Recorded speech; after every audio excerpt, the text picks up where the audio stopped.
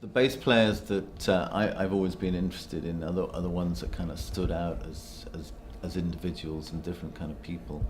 And I guess the guy that I can listen to all the time, is James Jamerson. I mean, such a fantastic bass player.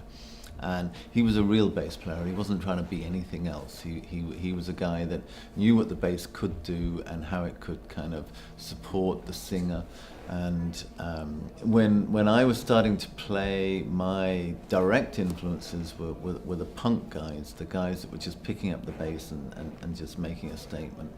And they usually kind of look good as well. I mean, there was Paul Simonon from The Clash, Jean-Jacques Bonnel from The Stranglers, Peter Hook from New Order and Joy Division. These were the guys that were individual, that looked different. Fender got this to me, about 4 or 5 months ago. Well, Dallas Shue, who works for Edge, got me my first Sherwood Green 1965 jazz bass. And I played that a lot on the All That You Can't Leave Behind tour, and I really loved it. It had a great sound, pickups were really, really punchy. I got Fender to clone the bass I had, but rather than try and make it an exact replica of my beat up Sherwood Green bass, I said, let's make it pretty. Let's make it as beautiful as we can and make it all new.